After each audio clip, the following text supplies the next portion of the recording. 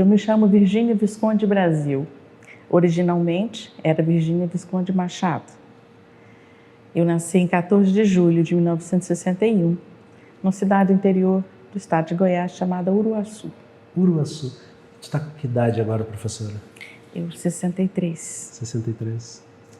E nasceu em Uruaçu. Fala um pouquinho como é que era a cidade e fala um pouquinho dos seus pais, por favor. Essa é uma história muito gostosa de lembrar.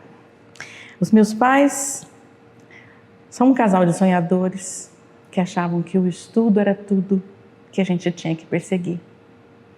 O meu pai se chamava Viscondino Vieira Visconde. Morreu aos 90 anos, há 7 anos atrás.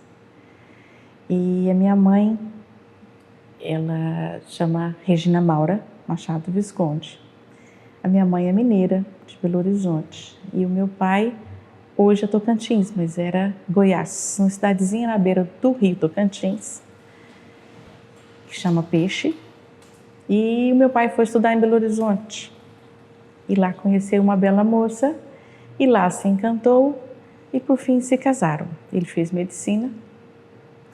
Ela cursou Ciências Naturais, né? A faculdade antigamente era Ciências Naturais, o que corresponderia hoje, eu não sei nem se é Ciências Biológicas, ou era a área da vida, né? Não sei qual seria o curso hoje, mas enfim, plantas e bichos e a vida em si, Ciências Naturais era o nome do curso.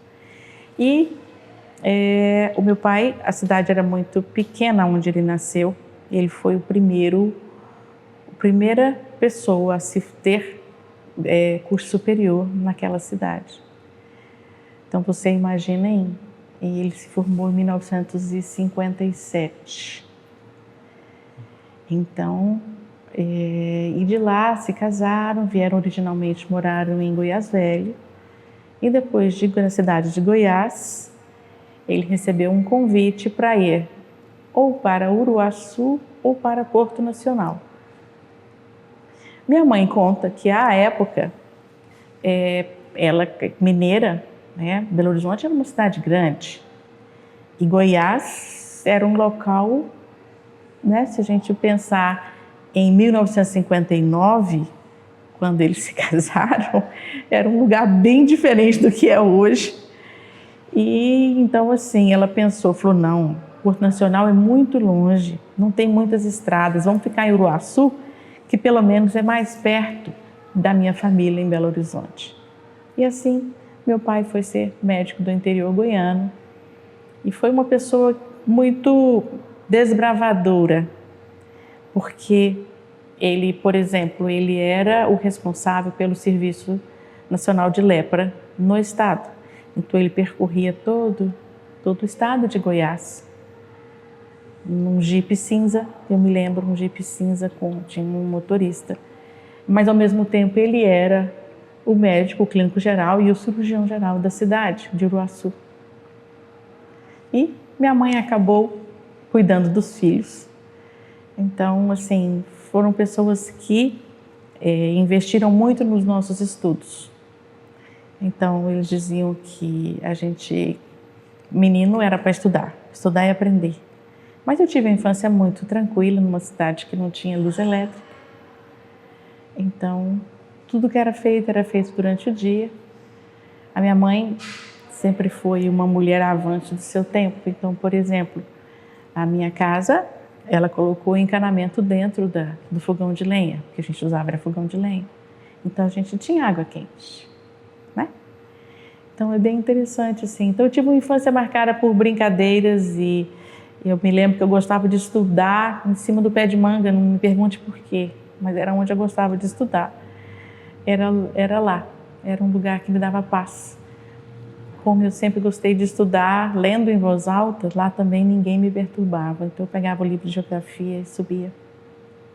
E a minha casa era um lugar muito movimentado, porque na minha casa existiam, e isso era difícil na época, existiam livros, como é que fala?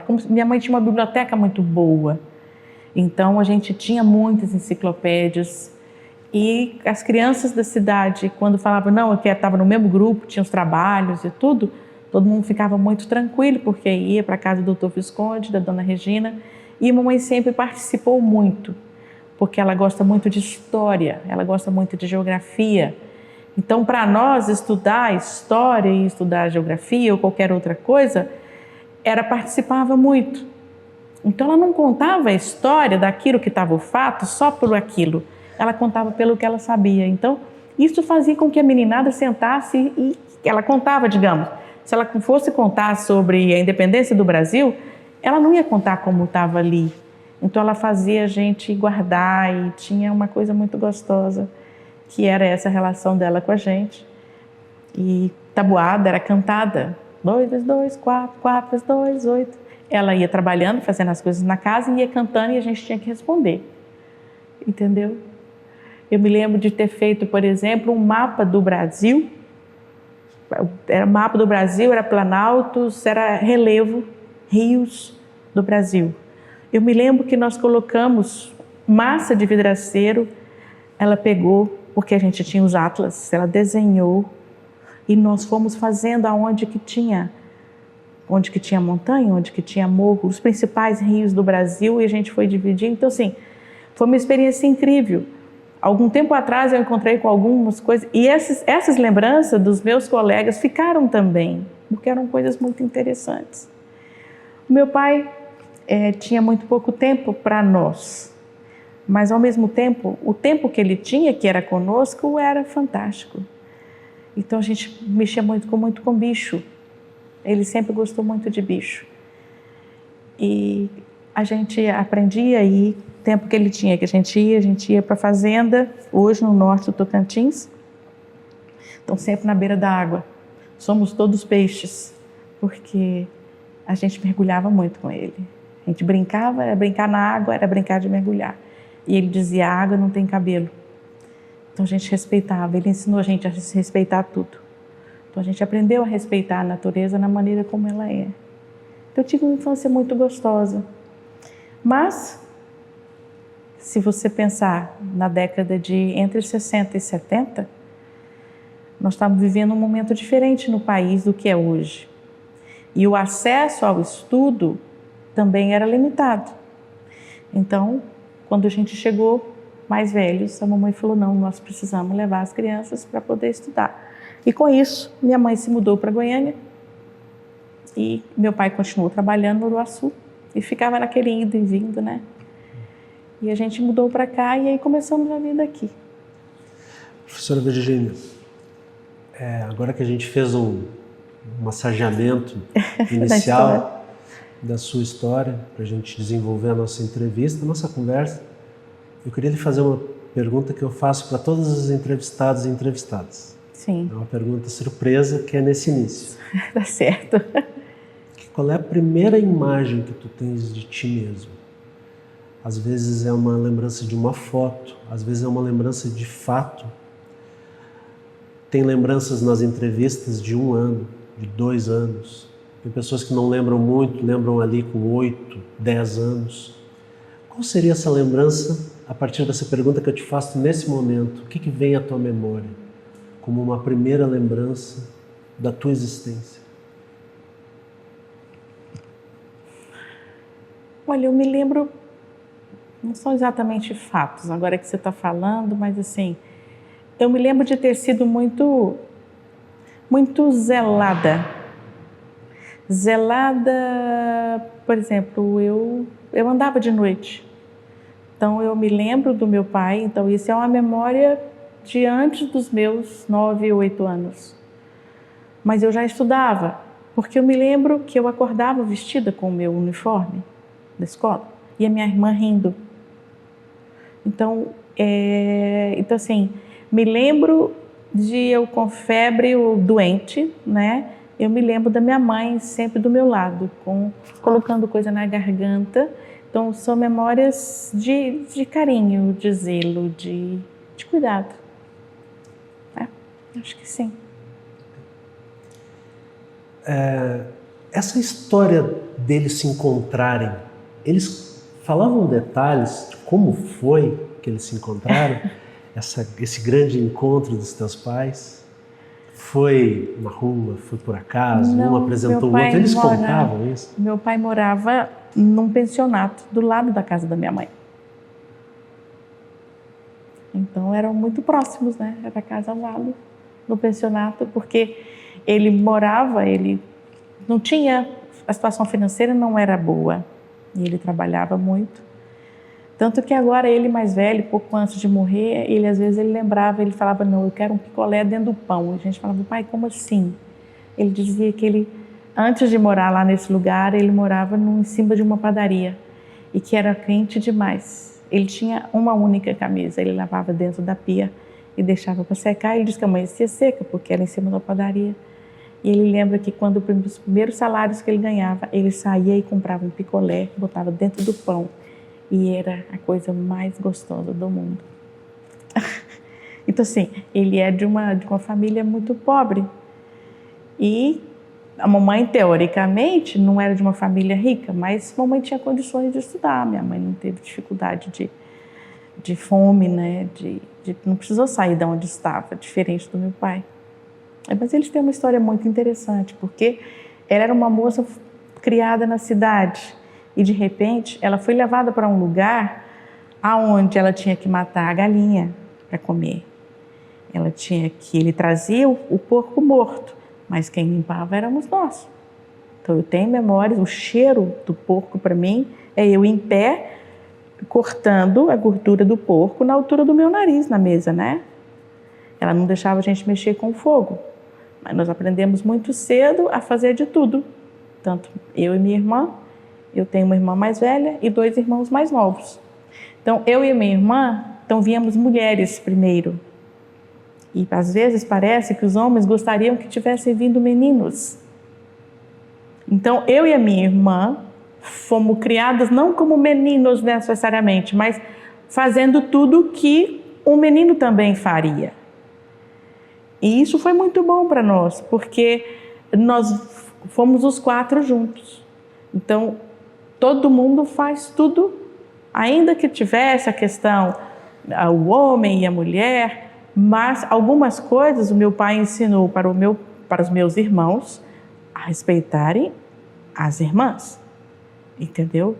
Então, na hora que tinha coisa, depois que cresceu um pouquinho, se tinha coisa pesada, eram eles que iam carregar. Mas eles eram mais novos, então a gente também sempre fez. Então a gente ia muito para o meio do mato, muita coisa que a gente sempre fazia. Então a minha infância foi recheada. Eu tenho lembranças imensas temos uma reverência muito grande, por exemplo, à lua. O pai ensinou a gente deitava, né, na beira do rio, olhando para cima, e ele ensinava as coisas. E nós, pra você ter uma ideia, nós aprendemos todos a olhar a lua e a enxergar o dragão, enxergar o pote de mel na garupa da mula. Então, assim, sabe assim, tem memórias. E hoje é muito interessante que os meus filhos, como são os mais velhos, os netos mais velhos, também aprenderam a fazer isso. Então hoje a gente até brinca, papai não está mais aqui, mas a lua é a nossa conexão. Porque muitos anos depois, a gente trabalhando fora, eu morei em São Paulo muitos anos, ele ligava e falava assim, hoje tem mel na lua, você vai pegar o mel da lua? Então, assim, hoje em dia, a gente brinca entre nós quem é que vai pegar. A lua cheia foi semana passada, né? Então, a gente fica. Quem vê primeiro, foi assim, peguei o mel primeiro. É um jeito da gente se conectar com ele e manter uma memória. É uma memória afetiva. Os nomes dos seus pais e dos seus irmãos, só para a gente deixar registrado. Meu pai é Viscondino Vieira Visconde, é nascido em 1927. A minha mãe é Regina Maura Machado Visconde, nascida em janeiro de 1936. Ela fez 89 anos a semana passada. E ele morreu com 90 anos. Ele é de outubro, e de outubro nós celebramos 90 anos e ele faleceu em dezembro. A minha irmã mais velha se chama Ana Flávia Visconde. E eu, depois Flávio Canguçu Visconde, e meu irmão caçula Maurício Canguçu Visconde. o sobrenome veio o Canguçu e o Visconde. Da onde vem? As pessoas perguntam, né? Da onde é Visconde? Visconde mesmo. Tá? A minha avó paterna se chamava Flaviana Canguçu. Então, o Canguçu veio do norte do país e é o nome de uma onça média, uma onça parda média, é o significado. Agora, o Visconde, que veio do meu avô paterno, João Visconde, também a história se mistura muito. Sabe de onde exatamente veio, mas Piauí, aquela região ali, teve uma época que ele quis ir e a gente foi atrás para poder resgatar as histórias dele. E a minha mãe, meu avô paterno chamava Clóvis Machado, por coincidência, ele foi sócio do Juscelino Kubitschek. Eles dois tinham uma madeireira em conjunto, em Belo Horizonte. Então, quando teve a criação de Brasília, um pouco da madeira veio do meu avô, que era sócio do Juscelino. Agora, como que isso aconteceu e quando também, não sei. Eu só sei que eles eram sócios. Quando você chega aqui em Goiânia, junto com seus pais, pelo imperativo do estudo? Por imperativo do estudo, exatamente. Aonde que tu morou? Eu morei inicialmente no setor sul, numa avenida 80, hoje é 85, né? Uma coisa que acontecia antigamente era que as pessoas tentavam adquirir imóveis, né? Imóvel depois do telefone. O telefone também era um bem, né? Mas, então, meu pai tinha alguns lotes aqui em Goiânia. Eu acredito, ele conta que ele tinha a intenção de construir um hospital aqui em Goiânia, na Rua 86, para baixo do Hospital da Criança. Então, ele comprou vários lotes ali, tanto que depois minha casa foi ali. Mas, inicialmente, morei na 85. E aí, quando a gente veio, né, se pergunta, eu estudava em colégio de freiras dominicanas no Uruaçu. E aqui, então, quando a gente veio para cá, a mamãe também queria continuar, né? Se procurou onde é que tem, que as moças da cidade estudam, aí fui para o Colégio Assunção, que hoje não existe mais, que era um colégio só de meninas, também de freiras. Do Colégio Assunção, 2 anos depois, ele fechou.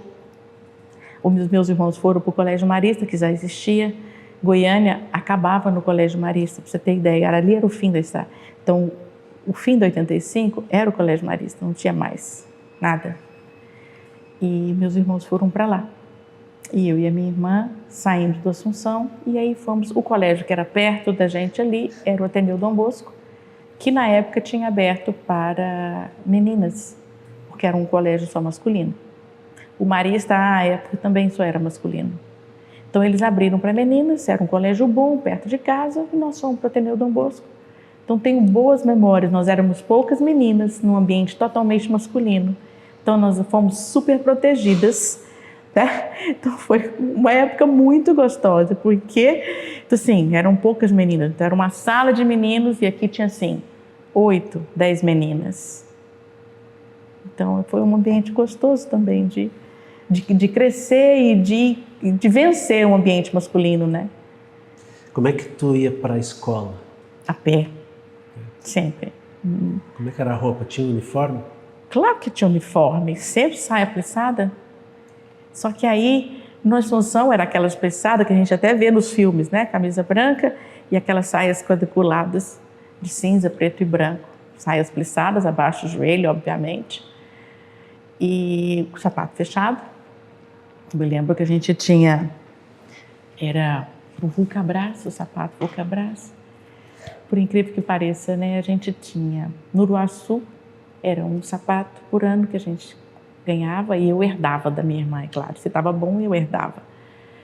E era o sapato, uma chinela e o sapato de Vedeus. O sapato de Vedeus era o que ia na missa no domingo, que ia nos casamentos, nos batizados, que ia nas festinhas. Tinha roupa de Vedeus também. Então, fora isso, era o sapato que a gente tinha, era isso. Não tinha diversidade, não tinha calças compridas, não existia tênis. Aí veio o quichute. O quichute foi a salvação na lavoura. Aí veio a conga também, que a gente fazia educação física. Mas era só isso que tinha.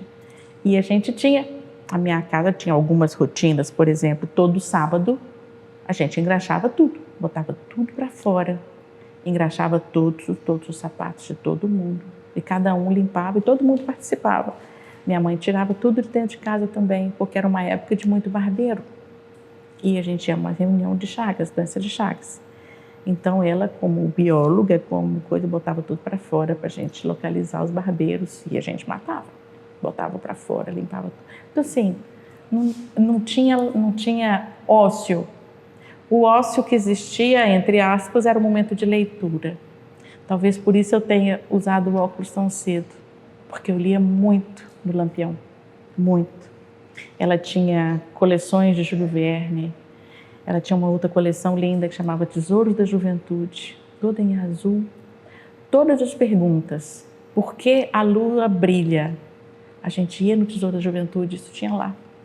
Todas as perguntas, qualquer pergunta que a gente fizesse, a mãe falava, então vamos procurar? E aí a gente ia. A gente sabia que ela sabia, mas ela ensinou a gente a buscar e a procurar e a se virar. E sempre a ler. Então a gente lia muito. Então eu tinha muitos livros em casa. O que ela conseguia com os mascates, o que as minhas tias de Belo Horizonte despachavam e conseguia chegar com meses de demora para poder chegar. Mas a minha casa sempre teve muito livro. Então o amor pela leitura veio da minha mãe. E quando que tu te dá conta ou escolhe a tua profissão? Quando a gente era 1975, 76, 77, eu sempre gostei muito de lidar com as pessoas, muito. E na minha casa, no Uruaçu, quando meu pai viajava, a gente tinha uma sala de chegada da casa, a minha mãe, lá tinha um armário de vidro, desses de hospital, em que lá dentro tinham sacos de remédios, que hoje eu sei que eram os remédios dos rancenianos. Então, quando meu pai não estava, era minha mãe que distribuía, eles vinham lá em casa buscar. Então, a mamãe recebia sempre todos muito bem, e naquela era uma época em que as pessoas achavam que a lepra era uma doença terrível, que pegava, então assim, as pessoas estranhavam que a minha mãe e o meu pai recebessem as pessoas na nossa casa. Mas ele não estava, e não tinha outro lugar para entregar, era lá em casa. Então ele recebia e distribuía o que tinha. Quando ele ia fazer as visitas, ele levava os remédios. Mas se ele não estava, porque o estado é grande, e as estradas eram, para você ter uma ideia, Anápolis, Uruaçu, Anápolis, que dão 300 quilômetros, a gente saía de madrugada e chegava tarde da noite em Anápolis. Porque não tinham estradas, as estradas eram em condições muito ruins. Quando inaugurou a ponte, quando teve a ponte grande em cima de Ceres, que a gente passava numa pontezinha pequenininha. Então, aquela região ali é uma região tanto que sobe muito, tinha muita lama, eu me lembro de muita lama. Mas enfim, então assim, eu gostava muito eu gostava de fazer aquilo, eu gostava de acompanhar minha mãe fazendo aquilo. E de ver o meu pai no cuidado com as pessoas. E a minha mãe, talvez por conta da formação dela, ela ia assim...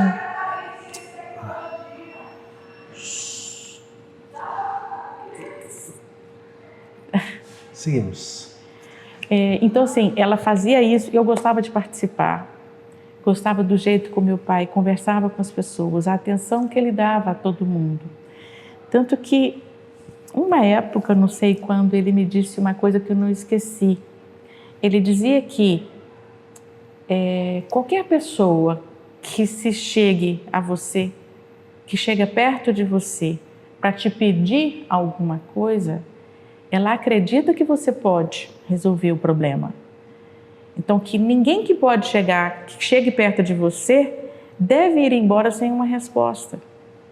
E você pode não saber resolver o problema dela, mas você pode saber como procurar e ajudar alguém que possa resolver. Então, foi nesse ambiente em que eu cresci.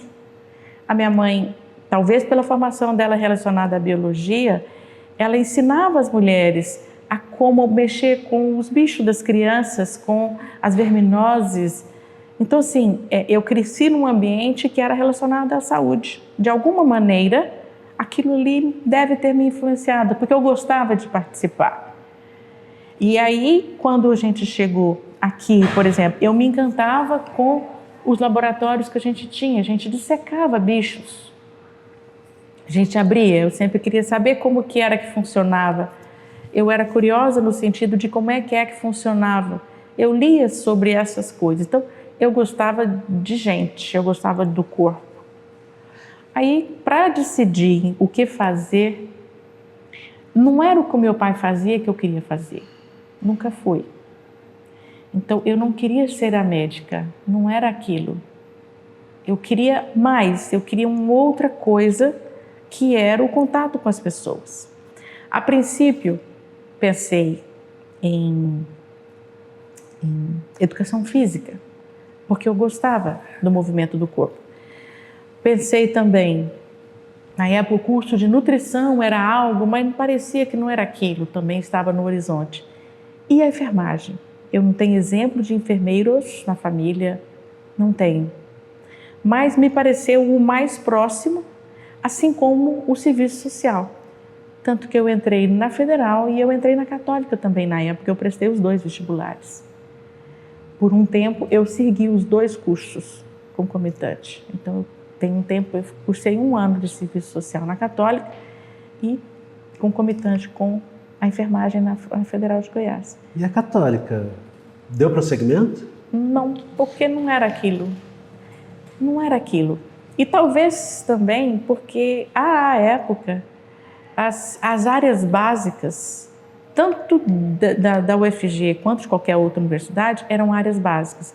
Então, na Católica foi português, filosofia, sociologia, não eram ainda disciplinas relacionadas ao serviço social. Mas eu me encantei pelo lado de cá. Então, foi pelo lado de cá que eu fiquei, eu tranquei, aproveitei todas as sociologias que eu tinha feito, número 1 e número 2 naquela época, religião, tinha estudos religiosos, Então, eu aproveitei tudo aqui, como disciplinas, eu não lembro se era optativa, opcionais, eletivas, eu acho que era o nome. Aproveitei aqui. Mas acabei fazendo para a enfermagem. É claro que não era o gosto do meu pai, né? Por muito tempo ele me perguntou se eu não ia prestar para medicina, porque ele achava, a visão que ele tinha do enfermeiro era o convívio que ele tinha com as enfermeiras que ele tinha, lá no interior. Ele, só mais tarde, mesmo depois de eu ter feito mestrado, doutorado, só mais tarde, quando ele adoeceu, ele se tornou paciente, ele começou a perceber qual que era a diferença. E o meu trato, talvez o meu trato com ele, assim, eu sou esposa de médico também, entendeu? Ele casou com uma enfermeira e nós 2 fomos estudar, e estudamos fora. Eu saí daqui, fui trabalhar, fui estudar, sempre estudar fora. Então, assim, porque aqui a gente não tinha. Era o curso de graduação e não tinha, e eu queria mais. Então, mas é claro que não foi o gosto do meu pai, não foi que eu fizesse a enfermagem. Agora, fiquei curioso a respeito dessas suas saídas para fora de Goiás, imagino que inclusive do país, quem sabe? Sim. Se pudesse comentar a respeito dessas incursões, dessas viagens que fizeram o que é a Virgínia hoje em termos de profissional e de pessoa também. Não, com certeza. Como eu te disse, a minha mãe era uma mulher adiante do tempo dela. E elas contam que elas fizeram parte do primeiro grupo de mulheres que dirigiram em Belo Horizonte, que pegaram os carros. Então eram moças que realmente queriam, sabe, eram diferentes. Ela é a minha tia. E aí, quando chegou a época chegou perto do vestibular, havia a possibilidade de fazer intercâmbio estudantil. E minha mãe via nessa possibilidade uma maneira de a gente tanto aprender uma segunda língua. E isso foi uma coisa que foi fantástica, tanto para mim quanto para minha irmã. Então, eu me preparei para o vestibular, estudei muito para o vestibular, passei. Naquela época podia trancar, tranquei por 6 meses e fui fazer o intercâmbio estudantil. Dinheiro curto no bolso, tive que trabalhar lá fora. Trabalhei para poder conseguir viajar um pouquinho e fazer, porque o dinheiro era só aquele dinheiro que a gente tinha levado. É claro que a gente tinha casa e comida e a escola, né? E como eu já tinha eu era terceiro, tinha feito o terceiro ano, né? Então eu era adiante dos formandos. O jeito de ensinar nos Estados Unidos é diferente do nosso. E para mim, barata não era mais do que um bicho, coisa. Então as meninas, ninguém mexia nos bichos, assim, tinham todo mundo. E eu vivi naquilo, eu vivi no mundo do bicho, né? Dos bichos com meus pais. Então, para mim, foi super tranquilo. Então, o meu intercâmbio foi um intercâmbio que fez a diferença na minha vida, porque quando eu voltei, eu já estava com a faculdade garantida. Então, eu voltei, retornei e entrei no primeiro dia de aula na universidade. E fui fazendo o meu curso. Só que aí eu tinha 18 anos, eu podia trabalhar. E nós aprendemos cedo a dar valor no trabalho. Então eu comecei a dar aula de inglês. Então eu trabalhava na universidade, eu estudava o dia todo e à noite eu dei aula o meu curso inteiro. Então assim, a gente foi convivendo e isso fez a diferença depois quando eu quis.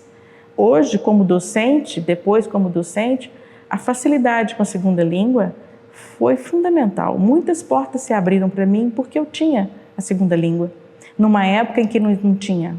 Então foi uma oportunidade fantástica que a mamãe insistiu. É claro que o papai não queria minhas filhas longe de mim. Não.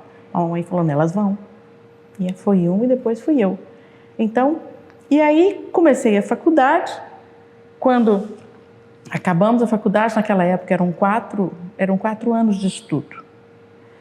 E eu vim para uma faculdade de mulheres fortes, mulheres determinadas, que faziam a diferença. Então, assim, naquela época, elas eram, por exemplo, elas eram docentes aqui, mas elas também eram gerentes de grandes hospitais, dos hospitais que tinham na época. Então, assim, eram mulheres determinadas, muito sérias, muito estudiosas, uma faculdade que primava pela qualidade e enfermeiro é enfermeiro. Então, assim, nós aprendemos a enxergar a enfermagem de um jeito que, assim, a valorizar aquilo que a gente fazia. Então, cuidar das pessoas, com certeza, me fez ser uma mulher diferente, me fez ser melhor. No caso, assim, eu abriu meus olhos para um monte de coisas pelo fato de ser enfermeira. Só que aí, ao término do curso, eu não vislumbrava chegar e ir para dentro de um hospital, que era o que a gente tinha, ou entrar para o serviço público, numa que também era o que a gente tinha. Nós estamos falando de uma situação de 60, 50 anos atrás. Então, assim, é bem 50, né? Entre 40 e 50. Era diferente. O que tinha mais perto daqui? A residência em ortopedia e reabilitação no Sara Kubitschek, em Brasília. E aí também tinha concurso. E no Sara Kubitschek, também um lugar de enfermeiros sérios e de uma exigência, de um nível de exigência muito alto. A língua me facilitou porque, naquela época, foi a maior biblioteca que eu já tinha visto. O que eu perguntasse para a bibliotecária, eu falava, eu quero estudar a pontinha de não sei o quê. Ela trazia, eu não sei como, aparecia coisas para a gente, bastava dizer o que a gente queria. Era uma biblioteca e um local de estudo muito sério. E me lembro muito que, assim, por que essa escola sempre deu valor, por exemplo, as pessoas não sabem como é tomar um banho no leito até o dia que precisam. As pessoas não conseguem se imaginar não dando conta de se limpar, né? E para nós aqui sempre foi, nós sempre fizemos muito, fizemos tudo e valorizamos o fazer da enfermagem com qualidade, sabendo o que estava fazendo. Eu me lembro que a professora, tem uma passagem interessante, a professora Eunice Medeiros, ela era a professora de introdução à enfermagem, que era quando a gente ensinava a gente a calçar. As luvas não eram como vocês veem hoje. Luva é tudo reaproveitado. E a gente tinha umas bolinhas de talco que se pegava, a gente fazia as bolinhas e a gente tinha que entalcar a mão para depois calçar a luva. E eu me lembro dela ensinando que tinha que vir do dedão para o dedinho, do dedão para o dedinho. E eu queria saber o porquê. Eu era curiosa, eu sou curiosa. Por que do dedão para o dedinho e não do dedinho para o dedão? Por quê? E ela não conseguia me explicar. E ela dizia que os bichos não tinham asas. Se não tinham asas, como é que voavam? Eu não podia ir daqui para lá, porque ia passar bicho para o lado de cá. Aquilo não me convencia, até que uma hora... E ela relembrou isso algum tempo atrás, ela relembrou comigo. Ela virou para mim e falou assim: Virgínia, o dia que você formar, você escreve a técnica, bota num livro e eu adoto. Vamos encerrar esse assunto por aqui. Algum tempo atrás ela virou para mim e falou assim: você já escreveu o livro? Eu falei: professora, ele está escrito, a senhora me dá aula de novo? Sabe assim, a gente se abraçou relembrando desse momento que foi assim, não tinha explicação para aquilo, não era, eu sempre fui muito lógica. E não era. A explicação dela era que eu tinha que aceitar, e eu não aceitava aquilo como sendo, sabe? Foi muito interessante. Mas enfim, prova. O que cai na prova? Banho no leito. Entendeu?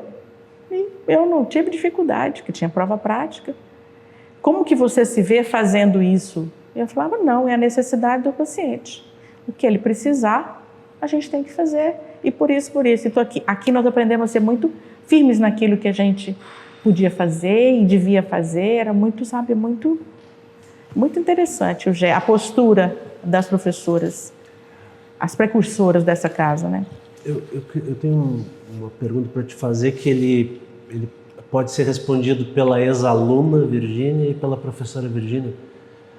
Qual é o perfil dessa pessoa que vai vir a ser enfermeiro ou enfermeira? E se tu observou colegas ou depois alunos que tinham escolhido errado? Ah, com certeza.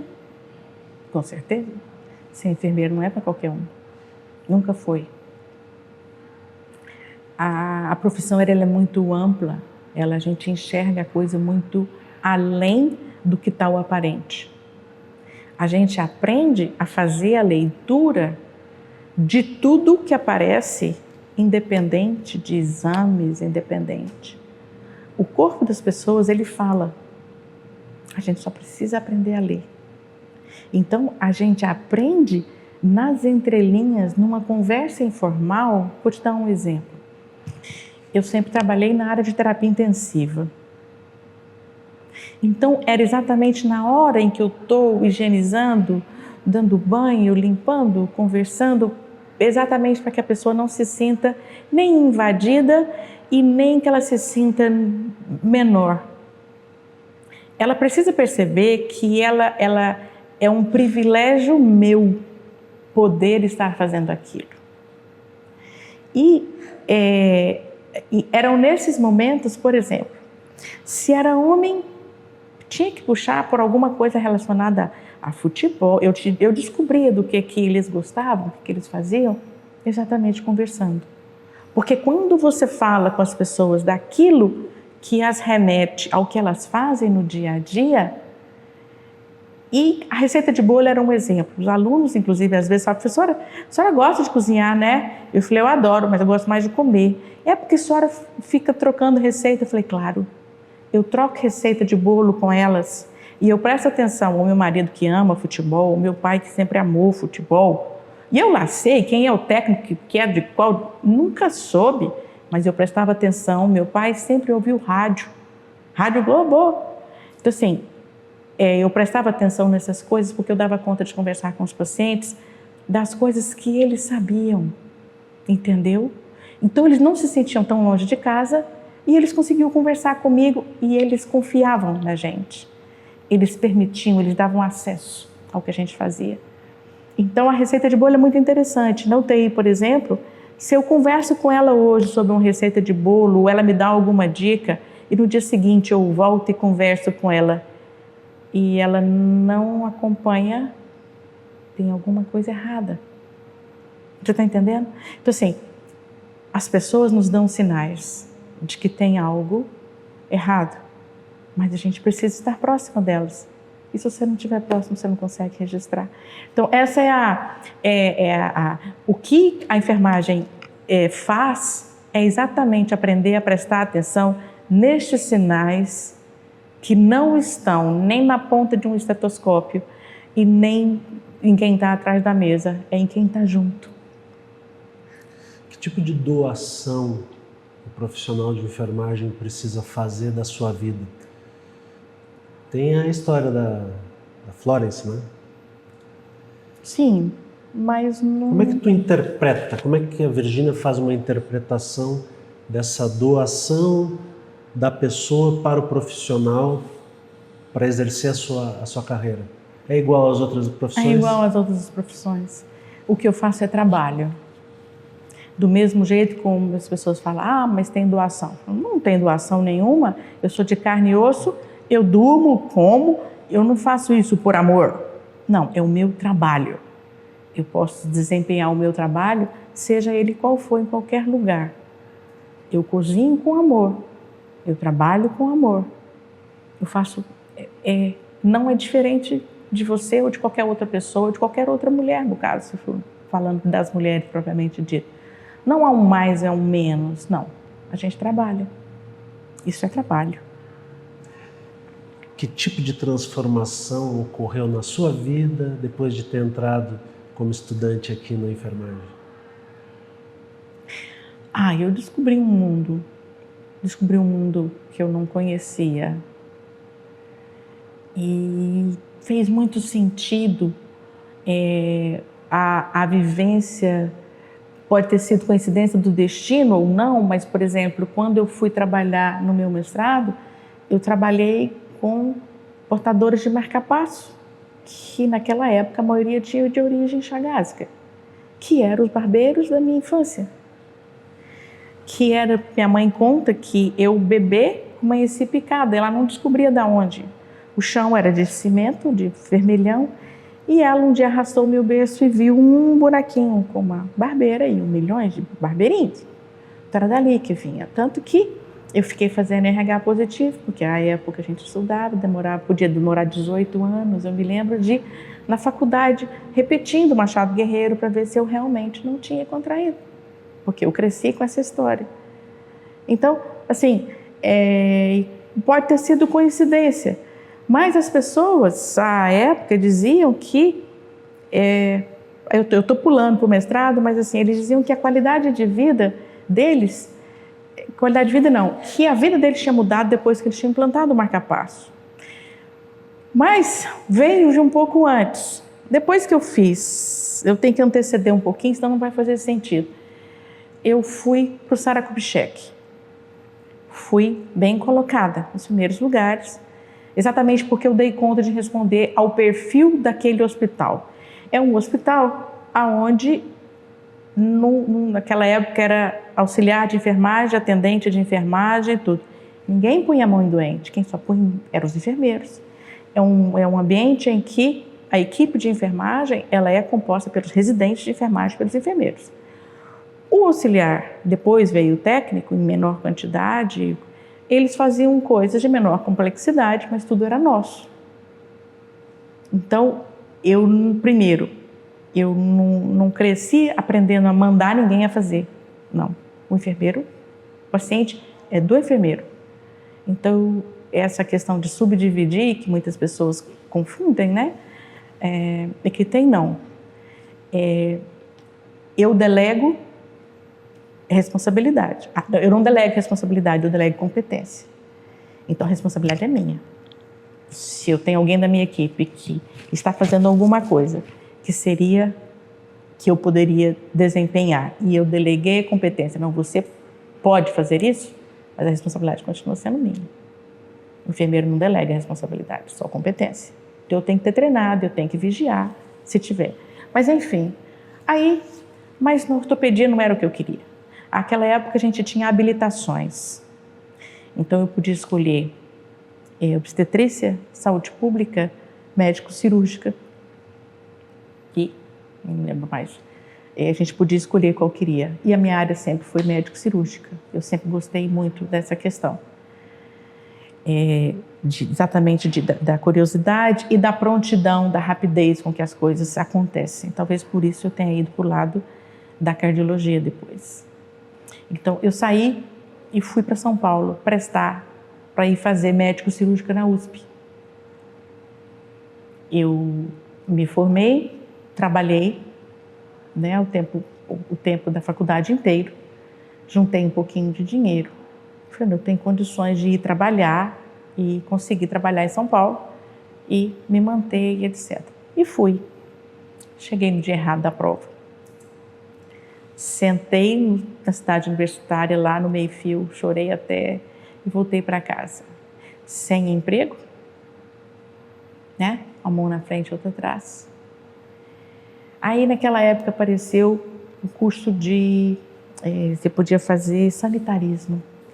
Olha a discrepância, mas era o que tinha.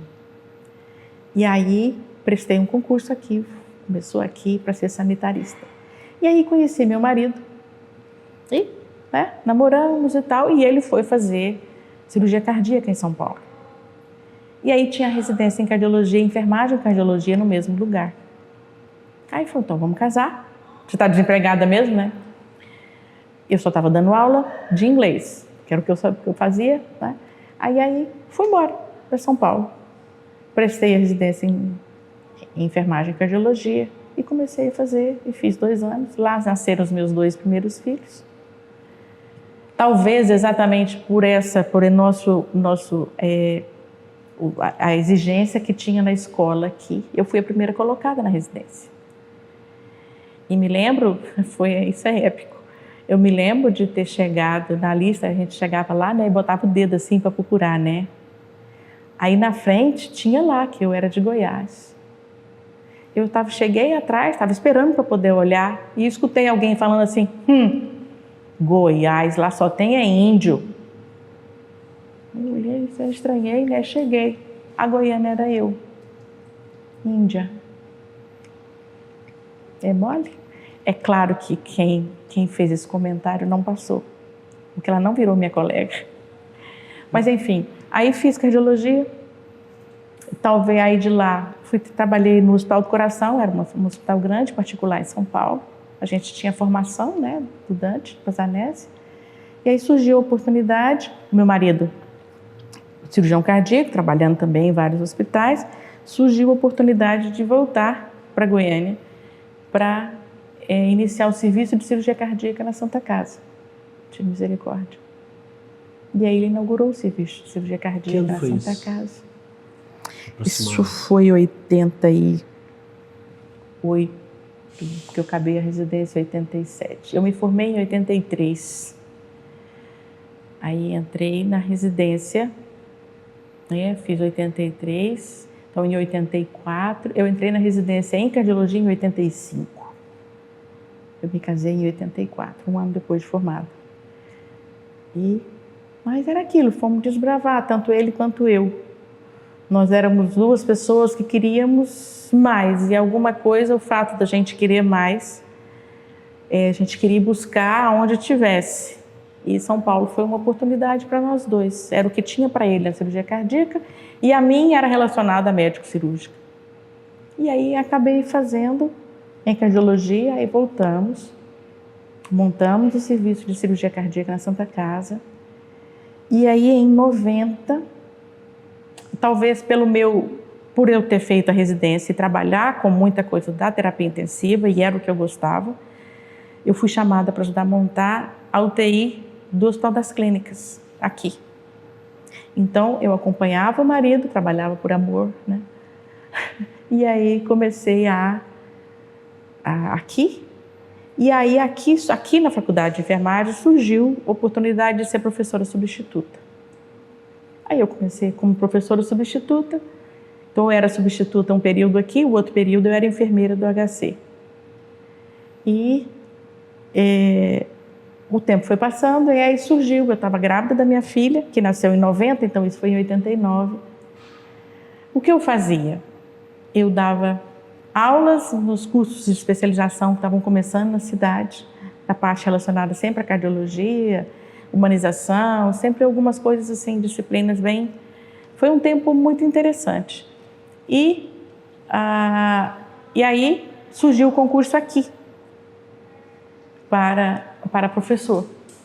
E aí eu fiz. E eu me lembro que o ponto que caiu foi Chagas. Exatamente a doença de Chagas. Então a doença de Chagas me perseguiu.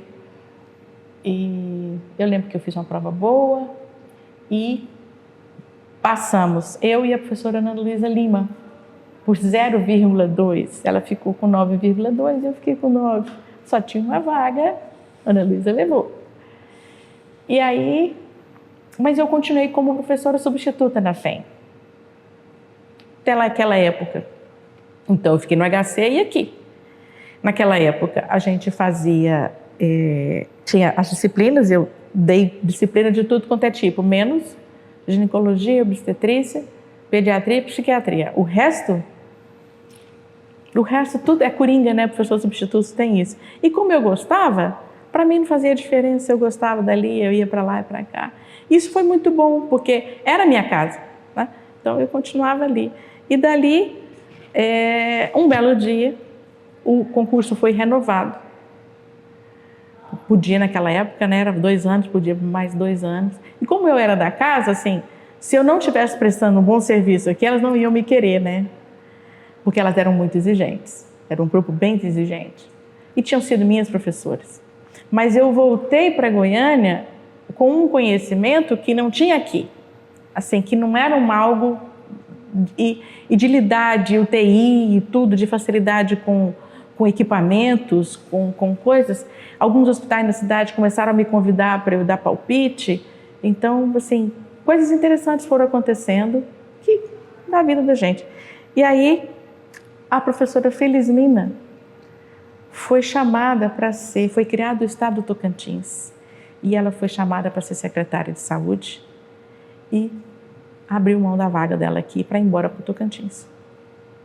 E aí eu me lembro que a professora me chamou, a professora Norma Leão Gonçalves, me perguntou: professora Virgínia, ainda é do seu interesse ser professora nessa casa? Foi muito bom. Aí eu deixei o HC, né, o Hospital das Clínicas, saí da UTI, já tinha minha terceira filha, meu terceiro filho, que foi a Renata, e entrei como professora aqui. Que ano foi isso? Isso foi como efetiva em 93. 93. Então eu fiquei esse tempo todo perambulando por aqui, ajudando, participando das disciplinas no que era necessário. Hoje a senhora está aposentada? Hoje estou. Desde quando? 2023. 2023. É relativamente recente, né? Sim, setembro de 23 saiu minha aposentadoria. Eu comecei a trabalhar muito cedo, né? Com 18 anos eu tinha carteira assinada, então naquela época isso fazia toda a diferença. Então eu fiquei, somou todos os tempos, o tempo todo que eu trabalhei em todos os lugares foi somando. Um belo dia eu já tinha passado muito dos 30 anos de trabalho, aí eu comecei a receber abono permanência. E aí, antes disso, nós voltamos para São Paulo para fazer pós-graduação. 2 anos depois que eu entrei aqui, eu estava no probatório ainda, foi algo inédito. O meu marido era professor, ele é professor da universidade também, e surgiu para ele a possibilidade de fazer pós-graduação na Escola Paulista de Medicina, e ele foi. Como é o nome do seu marido? Luiz Antônio Brasil. Ele é professor aqui na UFG também? Sim. É docente hoje na Faculdade de Medicina, na disciplina de cirurgia cardiovascular. Então, ele também trouxe a formação dele e ele foi fazer a pós-graduação e eu fiquei com as crianças para trás. E aí, eu pedi liberação aqui na faculdade e era um momento em que, assim, era muito difícil fazer mestrado, não era todo mundo que tinha condições de sair para poder fazer pós-graduação fora. E essa escola sempre foi uma escola que priorizou empurrar todo mundo que queria ir para frente, vamos que vamos. Eu me lembro da reunião de ter saído, deve ter sido, eu não sei se foi guerra de foice lá dentro, mas algumas professoras me apoiaram no que eu queria fazer e literalmente disseram, nós cobrimos a Virgínia, não estamos pedindo, ela não está pedindo nada demais, nenhuma de nós pode ir, deixa ela ir porque nós queremos professoras que têm mestrado aqui. E naquela época a escola tinha conseguido estava exatamente fazendo uma articulação com a escola no Rio de Janeiro para formar professoras que fizeram mestrado, professores, algumas enfermeiras do HC. Então assim, a gente queria mais, essa foi uma escola que sempre quis mais. E é por isso que com 50 anos chegou onde chegou, né? Então a gente saiu de ser uma faculdade que nasceu dentro do departamento de clínica médica da Faculdade de Medicina para se tornar o que a gente é hoje. Então assim, tem que ter sido sim muito trabalho de enfermeiras, mulheres guerreiras que defenderam essa escola e defenderam a profissão e a qualidade dos enfermeiros que eram formados nessa casa. Então, muita gente que as pessoas não sabem, mas nós temos muita gente, expoentes, tanto em Goiás quanto fora daqui, são sempre profissionais muito respeitados. Então é um grupo muito bom. E aí eu fui fazer e passei, né? Eu me lembro de ter acabado minha disciplina, antes corri e fiquei 30 dias lendo tudo que todo mundo me emprestou. Não existia computador. Era livro, revista, e eu me lembro de ter lido tudo que a responsável pelo lugar onde eu ia entrar, que era enfermagem fundamental, eu estudei, mas muito. Foi mais de mês, foram quase 2 meses estudando, lendo, com tudo no chão, e lendo e escrevendo para poder conseguir passar na USP. Passei na USP e pude ir encontrar o marido, né? Ele estava 1 ano na minha frente, né? Fiquei aqui com 3 filhos sozinha. E aí, lá, eu tinha uma proposta de pesquisa e a doutora Tamara Cianciarulo, ela era diretora da Escola de Enfermagem na USP na época. Também uma mulher adiante do seu tempo. E muito séria, falava bastante, e eu me lembro de ter chegado para ela, que ela foi querer conversar comigo, querendo saber quem eu era, né? Com o que eu trabalhava. E aí eu contei para ela que eu mexia com cardiologia, que tinha uma coisa que me incomodava muito, que eram os portadores de marca-passo. E ela me olhou, eu me lembro dela ficar olhando e falou assim, e o que é que você vai fazer escrevendo sobre o processo de enfermagem? Quando você fala na cardiologia, você está falando dessas pessoas, o seu olho brilha. Eu falei, mas a senhora não mexe com isso? Ela falou, não, a doutora em coração aqui é você. Eu mexo com outra coisa. E com isso eu fui trabalhar com essa área, que foi exatamente... Me incomodava eles falarem para mim que depois que eles colocaram o marca-passo, a vida deles fez isso, que ele perdeu o emprego, que a mulher largou, que o marido isso, e a culpa era do marca-passo. Aquilo me incomodava demais. E aí eu fui estudar a qualidade de vida do portador de marca-passo.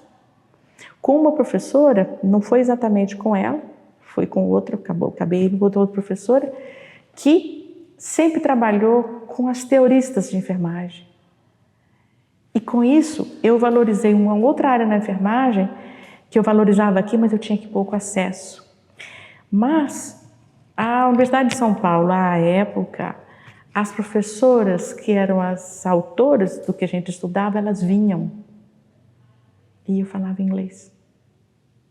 Então, isso me abriu possibilidades e intercâmbio com pessoas que eu nunca teria tido se eu não tivesse feito intercâmbio lá atrás por conta da minha mãe. Então, e tudo que foi para estudo e para trabalho, meus pais apoiavam a gente. Então, assim, eles não falaram um pio quando eu falei que eu queria ir fazer a residência em Brasília. Eu falei, olha, eu quero mais. Lá eu vou ter trabalho, eu vou ter moradia e eu vou estudar. E amo. ainda é, né, um hospital muito respeitado no país. Então, assim, eu não estava saindo de casa para ir. Não, eu estava indo de escada para estudar. E meu pai um dia saiu, né? Mas naquela época, eu tinha meu emprego. Ele, ao finalizar, como eu ia mudar, ele me deu um carro para eu poder voltar para casa quando eu quisesse. Então, ele me deu um carro. Então, eu tinha o carro e tinha o emprego, eu só precisava me manter. E assim foi. Aí, quando a gente foi, que eu terminei, eu precisava emendar o mestrado e doutorado, ou eu teria que voltar e ficar ao mesmo tempo, né? É assim que a legislação é. Aí, eu defendi o meu mestrado em 16 meses. Eu fui a aluna mais rápida da USP na época, da Escola de Enfermagem da USP. Por quê? Meu marido estava um ano na minha frente. Eu não podia voltar para Goiânia. Também elaborei um projeto, defendi mais cedo e prestei novamente. Aí prestei lá na USP e na Unifesp. Entrei nas duas. Aí eu tinha que decidir doutorado onde. A Unifesp era 2 quarteirões da minha casa, que era onde meu marido fazia. Então a gente nunca nem precisou de carro, a gente sempre andou de metrô. Então ele ia a pé e eu ia de metrô para a USP. E aí eu fiquei entre a Caldeirinha e aí eu falei, olha, eu já comecei na USP, eu vou continuar lá, né? Aí fui, conversei com a responsável e ela falou, mas você vai? Eu falei, eu vou fazer opção, eu preciso fazer opção. Então eu acho que, e tem que ser rápido, porque isso dá tempo da senhora chamar outra pessoa para assumir o lugar. Aí conversamos longamente e aí eu fiz o doutorado na USP, continuei trabalhando com portador de marca-passo, só que em uma outra realidade. Lá eu elaborei um questionário, eu coletei dados no ambulatório de Chagas, na Unifesp, por incrível que pareça, foi.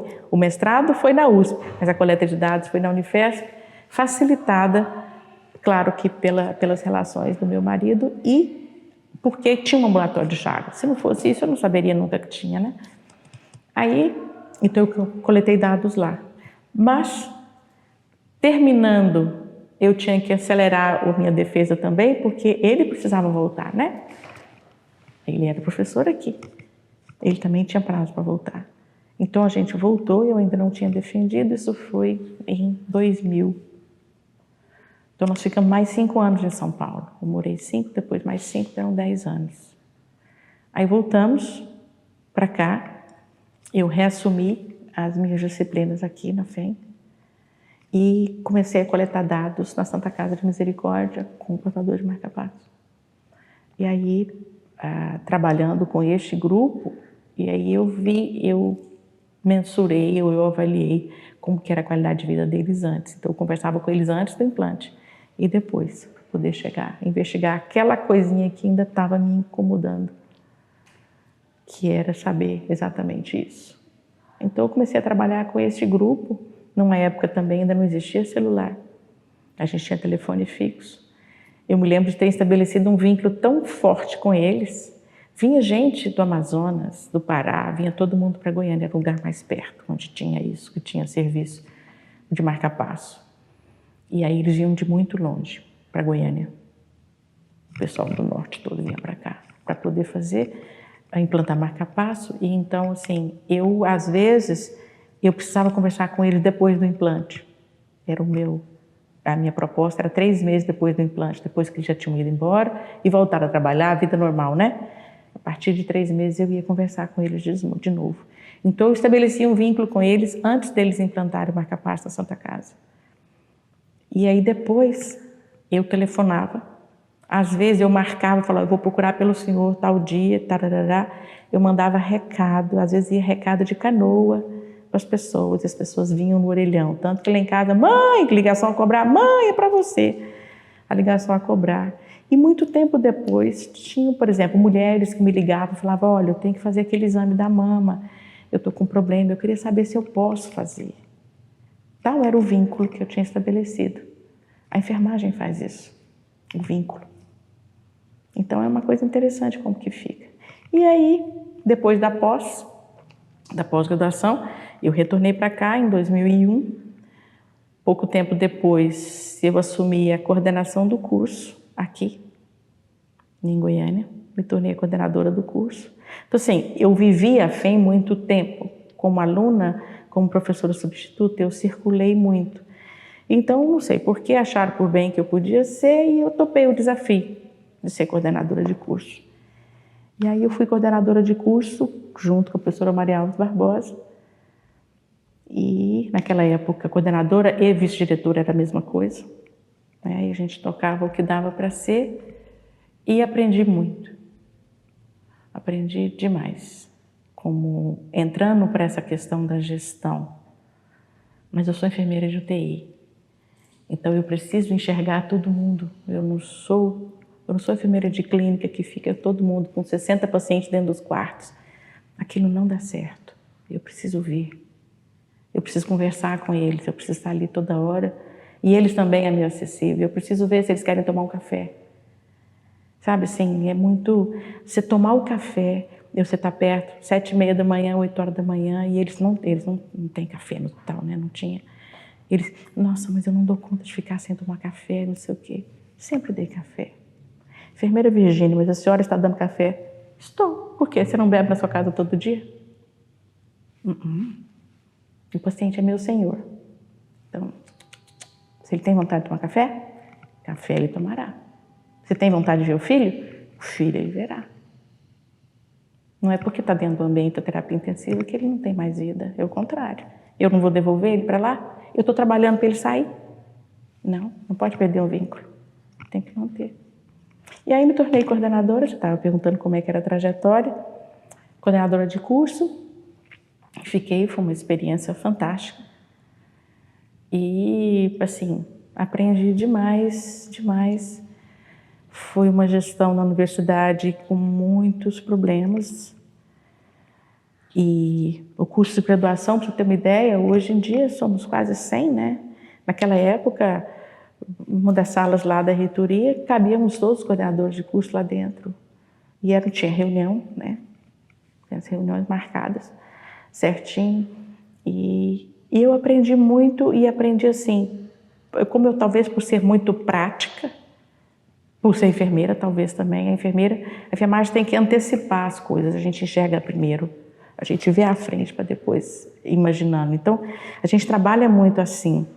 Então, com isso eu me envolvi em uma série de comissões o que precisava, a Virgínia estava sempre envolvida, para tentar ser mais ágil, sabe? Para agilizar as reuniões. Então, às vezes a gente via a pró-reitora de graduação, que na época era pró-reitora, sabe, se enrolando numa reunião, não tinha. E você se senta sempre perto daqueles que fazem a mesma coisa. Um olhava para o outro, vamos resolver esse negócio. Professora? Não, porque senão não resolvia. E ficava botando a pró-reitora na saia justa, sabe? Tem pessoas que realmente gostam de problematizar coisas que não são problema. Mas e aí foi, e aí acabou a coordenação de curso, e segue vida, e vida que segue. Até que, quantos anos depois? 14 anos depois, né, veio essa história de eu ser candidata à direção da escola. E aquilo não me parecia muito, não era algo que estava no meu horizonte, né? E as pessoas começaram a falar. E aí até que uma professora, que foi a professora Ruth Minamizava, tinha sido minha professora de pediatria. Também uma professora muito prática, objetiva. Ela falou, Virgínia, se você entrar, eu entro com você. Falei, vamos pensar nessa história. E aí, por fim, acabou que a gente não teve outro grupo, né? Não tiveram outros professores que se candidataram. Foi praticamente unânime, foi por eleição, né? Foi votação. Mas foi chapa única? Chapa única. E meu marido falou que não, a unanimidade é burra. Eu falei, então, eles deixaram, porque eles tiveram a oportunidade de vir aqui e não votar em mim, mas votaram em mim e na Ruth. Quais os anos da sua gestão? 14, 15, 16. Entreguei em janeiro de 17. A professora Classi Rosso. Antecedeu a professora Classi. Foi. E aí foi um período também, os dois períodos, né? O que eu tinha sido coordenadora e esse foi um período de muita movimentação estudantil. Tivemos episódios muito difíceis na universidade, invasão da reitoria, invasão dessa faculdade. Os alunos fizeram, teve todo um movimento. As razões, é claro, existem sempre razões, né? Melhoria da qualidade, restaurante universitário, moradia universitária, eram todas coisas, muitas coisas que não dependiam, não era necessariamente da gente. Mas ele não acontecia, esse movimento não acontecia só aqui, também acontecia em outros estados. Então era um movimento em que eles não estavam errados. A maneira de conduzir é que a gente não conseguia, porque não dependia da gente, né? Eu não te contei, mas eu fui presidente do centro acadêmico. Então, eu conheci o movimento estudantil de uma outra era, um movimento estudantil pós-ditadura militar. Então, assim, um momento em que a gente, os estudantes, não tinha direito a voz nem voto. Nós éramos só figurinha. Mas o grupo de professoras da FEM era diferente das outras unidades acadêmicas. Primeiro, eu pedi para participar da reunião de departamento, naquela era que era departamento, calada. E para esclarecer coisas que eram dos estudantes, que elas quisessem, porventura, a opinião da gente. Então, assim, eu fiz todo um arrazoado para ter um chefe, professora Alzira Rezende, que, aliás, é o nome dessa sala aqui ao lado. E eu falei, olha, permita que eu e uma outra colega, porque a gente pode esclarecer isso, Elas permitiram que a gente participasse. E aí passaram a nos dar voz. Então, elas faziam perguntas. E a gente aproveitava, né? Porque a gente não tinha nada do movimento estudantil, de coisa do aluno. A gente votava para nada. A gente não votava para reitor, não votava para diretor do hospital, nada no país não votava. Então a gente não tinha direito a nada. Então eu vivenciei o movimento estudantil, então eu compreendia como é que o movimento estudantil estava acontecendo quando eu estava na direção. E tinha hora que extrapolava, né? Tem sempre os que extrapolam, mas também tem sempre aqueles que estão fazendo a coisa do lado certo. Assim, fazendo com respeito e que conversavam com a gente direito, sabe? Mas enfim, então assim, foi um momento de muito aprendizado de respeito ao outro. Respeito ao saber do outro. Isso eu aprendi com meu pai e com a minha mãe. Não tem saber maior e melhor. Meu pai nunca foi melhor porque ele era médico, e naquela época ser médico era, né, doutor. Não. Então assim, não tem. Ele sentava do lado dos mais velhos, sentava e batia altos papos. E eles iam falando, por que isso, por que isso? Ele falava, mas é mesmo? Mas então eu vou usar isso. Então assim, ele sentava e conversava e não tem saber diferente. Não tem saber maior ou menor, só tem saberes diferentes. Então o respeito ao saber do outro foi algo que permeou a minha vida e provavelmente a minha gestão. Porque não tem como quem sentou na cadeira é a mesma Virgínia que saiu. Só que eu aprendi muito a lidar com um outro grupo de pessoas. Como gestora, responsável por uma faculdade, era uma responsabilidade muito grande. E o interessante é que, à época, eu me lembro que era o professor Orlando. E nós éramos o grupo de professoras da área da saúde, eram todas mulheres. E ele costumava dizer que ele se sentia seguro conosco, porque a gente brigava por aquilo que a gente queria e conseguia. Entendeu? E nós éramos um grupo, e aqui a quadra 68. A universidade inteira, quando falava que era da quadra 68, sabia que tinha que resolver, porque a gente não dormia em serviço. Então foi um período muito interessante na universidade. Viajei bastante, assim, por exemplo, nós tivemos, foi um momento difícil da Zika, você lembra? Zika? Dengue, Zika, chikungunya, de gente sair catando lixo pela universidade, fazendo caminhadas, ensinando a população como é que fazia. Então, a gente teve alguns embates, situações difíceis de lidar, dinheiro faltando muito, faltava muita coisa, mas a gente também conseguia fazer muito, com o pouco que tinha. Isso era bom. Como é que foi? Bom, tem a questão da idade para se aposentar, mas esse é um assunto que permeia as entrevistas, que é a programação para se aposentar, a diminuição paulatina das atividades, a permanência das atividades mesmo depois de aposentado. Existe uma diversidade de situações nessas entrevistas que a gente tem feito. Eu queria saber como é que tu encarou e como é que tu vem encarando. Isso que faz nem 2 anos, né? Tu te aposentou? Foi em 23, estamos iniciando 25. Na realidade tem um ano, foi setembro de 23, então tem 1 ano e pouquinho só que eu aposentei. Mas eu vim reduzindo as atividades relacionadas, por exemplo, como eram disciplinas pesadas. Terapia intensiva é das 7 ao meio-dia em pé, com um aluno acompanhando. Por uma boa parte da minha vida, as disciplinas se repetiam, era um crédito, né? A gente repetia a mesma disciplina no primeiro e segundo semestre, então sempre foram disciplinas puxadas, de muita prática, de tempo de prática, porque o número de pessoas com formação em terapia intensiva também era pequeno. Então nós éramos só 2, então sempre foi muito intenso. E mesmo quando eu assumi a coordenação de curso e a gestão, eu não diminuí minhas aulas. Eu precisava manter o contato com os alunos, a melhor parte do professor é dentro da sala de aula. Então, assim, eu só não ia para a atividade prática, mas a atividade teórica, minhas disciplinas continuaram iguais, tanto na graduação quanto na pós-graduação. Aí veio a pós-graduação, criamos a pós-graduação estrito sensu na FEM. Antes eu dava aula nos lato sensu, que tinha especialização, tudo relacionado à cardiologia. E aí veio o estrito sensu e a gente entrou.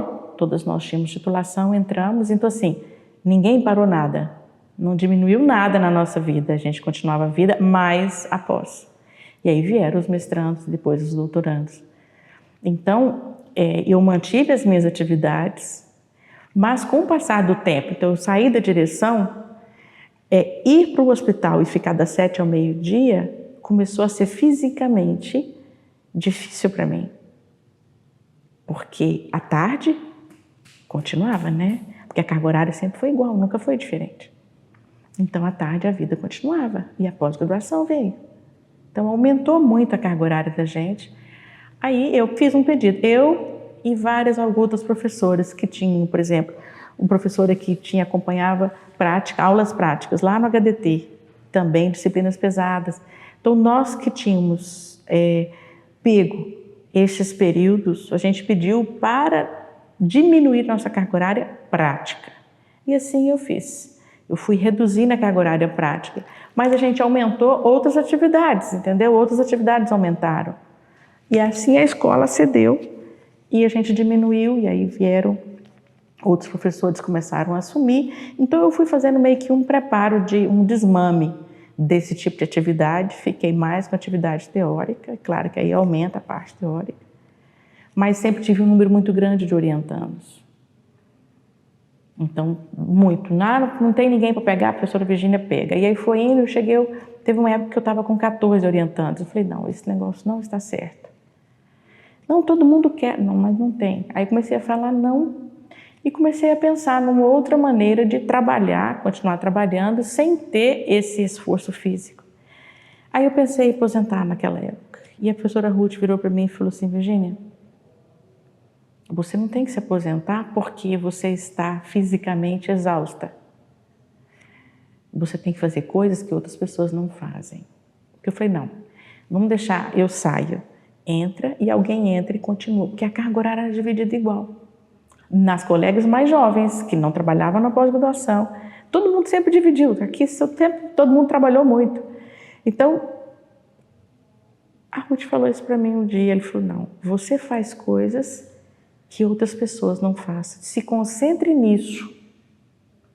Foi a Ruth, está certa. Eu não queria parar de trabalhar, não era isso. Então, a Ruth estava certa, mas eu queria sair para deixar outra pessoa com gás para entrar. Falei, não, quem vai entrar, não vai entrar no seu patamar, você faz outras coisas.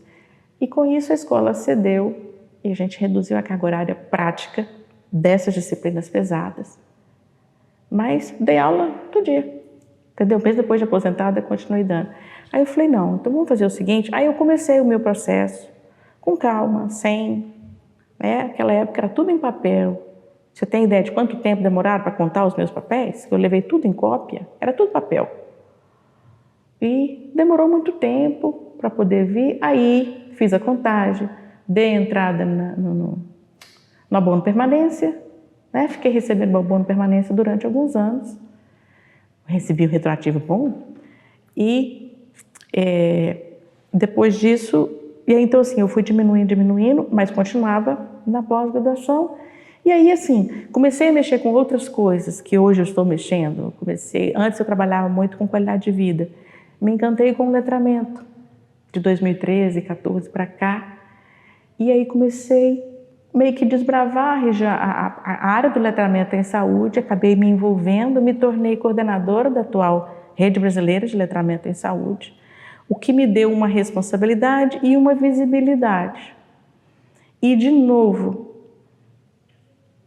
pela facilidade da língua, eu comecei a convidar pessoas com a cara dura, falando, olha, eu quero que vocês falem no meu evento, mas eu não tenho dinheiro para te pagar, tá? E com isso as pessoas começaram a me conhecer. Então, a história do Health Literacy, que é o letramento em saúde, no mundo, falou, o Brasil tem uma moça que teve a cara de pau, ela era só a presidente da maior associação, teve a cara de pau de me convidar para falar no evento, na Conferência Brasileira de Letramento. Convidei a primeira vez, e aí a Organização Mundial de Saúde começou a fazer um movimento do letramento em saúde. Quem que eles lembraram? Daquela enfermeira louca que me chamou uma vez. E aí o Brasil aparece na cena do letramento em saúde mundial. A ponto de, exatamente por conta de toda esse contato, aí fui para reuniões da OMS, caladinha, né? Mas fui para a reunião da OMS e aí comecei com essas pessoas, fui convidada para escrever artigos e aí foi crescendo um outro lado da minha vida que não havia sido planejado. E aí, hoje, por exemplo, então assim, os últimos 2 maiores eventos internacionais de letramento, eu fazia parte da comissão organizadora. Reuniões sequenciais e aprendendo com eles como é que se organiza evento. É muito diferente de nós. Mas eles têm uma estrutura totalmente diferente, mas a riqueza das reuniões era muito interessante. Então, hoje estou com um trabalho em andamento, com essa, que hoje ela não é mais a presidente, como eu estou saindo, ela também acabou de entregar o posto dela agora, depois de 9 anos. Ela também entregou, estamos escrevendo algo sobre a América Latina juntos. Então, sim, eu estou com outras propostas. Então, a redução ainda que o povo fala da aposentadoria, eu ainda não sei o que é, entendeu? Ainda não deu. Eu não estou mais dando aula na graduação, não participo de reuniões da graduação, de planejamentos pedagógicos, mas, por exemplo, Virgínia, você dá essa aula para mim hoje? Ó, Virgínia, aconteceu isso. Então, eventualmente, eu ainda adoro dar aula. E disciplinas optativas, mesmo depois de aposentada, na graduação, que são relacionadas principalmente ao letramento em saúde, sim. E aí mantive a pós-graduação e daquela leva grande de orientandos, a minha última doutoranda defendeu agora em dezembro. Mas então agora vem todos os artigos, todas as coisas que estão vindo e os desdobramentos do investimento de uma vida. Então as pessoas, por que você não para? Eu falei, parar para quê? Eu não sei fazer outra coisa. O que eu sei fazer é isso. Então eu preciso usar o que a Ruth me disse. Use o que você tem acumulado para fazer as coisas que você não podia fazer antes. A minha vida pessoal, eu tenho uma mãe, minha mãe ficou doente, ela mora comigo hoje, a minha vida pessoal me exigiu outras. E o fato de estar aposentado, o ano de 2024, se eu não tivesse aposentado, eu não sei o que tinha acontecido. Exatamente por conta das amarras que a graduação tem. E a pós-graduação é um pouco mais flexível. Eu continuei com as minhas disciplinas na pós-graduação, sem problema nenhum. Mas mesmo aposentada. Você está no auge. É isso aí.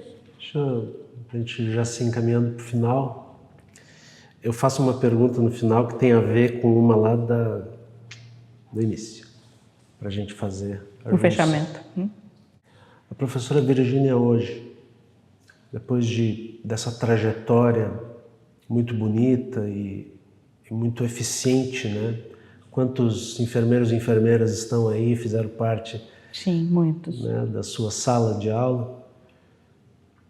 O que a Virgínia hoje falaria para aquela menina que estava lá em Uruaçu, que dormia vestidinha já, uniforme? Sim, não, eu levantava e vestia o uniforme. Quando eu acordava, eu estava de uniforme.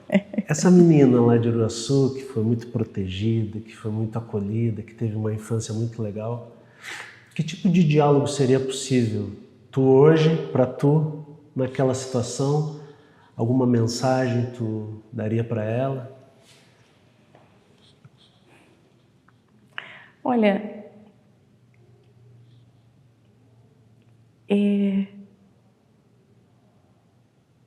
assim, eu cresci aprendendo que a gente tem que correr atrás dos sonhos da gente, que o estudo e que o trabalho te levam aonde você quiser seguir. Então, todos os desafios a quem eu me pus, a quem eu me permiti fazer, todos eles eram barreiras e eles se tornaram desafios. Quando ele só torna desafio porque você resolve vencer aquela determinada barreira. Então, em todos os momentos em que barreiras surgiram, eu me propus a desafiá-las. Então, eu não tenho nem remorsos, nem arrependimentos. Fiz o que quis, o que me propus a fazer por escolha própria. Escolhi o curso que eu quis e não me arrependo. Não teria feito o outro. Hoje, olhando para trás, absolutamente não. Então, como eu te disse, ser enfermeira me tornou uma mulher melhor. Então, ter sido essa profissional e ter escolhido depois, eu gostava da docência. Eu já fazia docência mas eu gosto muito do assistencial. Tanto que para mim não foi simples me afastar da assistência. Mas eu não me afastei tanto porque eu passava todos os dias do ano dentro da UTI com os alunos. Então eu não me afastei eu continuei fazendo aquilo que eu sabia fazer. Então, a escolha de trabalhar com aquilo que você gosta é a escolha perfeita. Porque você trabalhar é difícil para todo mundo em qualquer coisa. Porque a gente sempre acha que a gente tinha que folgar mais, né? Mas não trabalhar também pode ser perigoso. A gente precisa já achar uma parte que as pessoas... nós não somos ensinados ao ócio. O ócio enquanto aquela coisa que é necessária.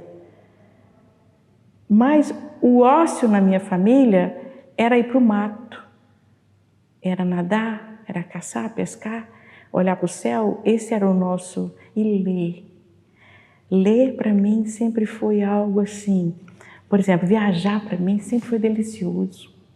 Porque eu lia, até o ponto do marido ficar assim, você não vai acabar esse livro nunca? Esse livro falta quantos capítulos? Porque aí eu falei, bom, eu não posso mais ler quando eu viajo, né? Tem que conversar com o motorista.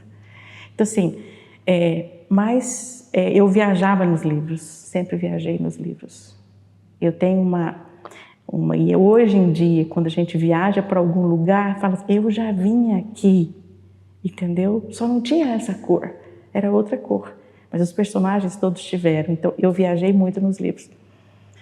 Então assim, essas eram desafios que a gente se propunha, e eu não imaginava, por exemplo, quando eu me formei, eu não imaginei nunca que eu ia ter um doutorado, que eu ia ser professora titular, nossa, não, nunca. Não. Então assim, as oportunidades foram aparecendo, e os desafios foram aparecendo, e eu fui topando. Entendeu? Então, a menina que um dia sonhou em querer mais alguma coisa para si, de enxergar o mundo, ela cresceu. E agora ao contrário. O que a Virgínia, criança, pode falar para ti hoje para a tua trajetória futura? Continua. Para não. Não para não, porque o meu pai, mesmo depois, ele clinicou até uns 4 anos antes dele morrer. Quando ele perdeu a visão num procedimento cirúrgico, ele falava: filha, eu preciso operar, porque eu não estou enxergando as mãos. Como ele trabalhou muito com dermato, ele não estava vendo e não estava vendo mais o ponteirinho direito da pressão. E mesmo ele quando ele se afastou, eu não preciso te contar que a cidade inteira ia lá: doutor, está acontecendo isso. E ele sempre acolheu todo mundo. E aí, então assim, ele levantava cedo, ia para a chácara, plantava, andava, não sei o quê, as pessoas: mas doutor, para que o senhor está fazendo isso, doutor? Ele falava: eu tenho que ter uma razão para levantar de manhã cedo, porque a rede me chama. Então você tem que fazer alguma coisa. Então a aposentadoria para mim hoje, ela não significa parar de trabalhar. Não. É só você não estar presa a uma série de amarras. Hoje eu me amarro naquilo que eu quero. Faz toda a diferença. Entendeu?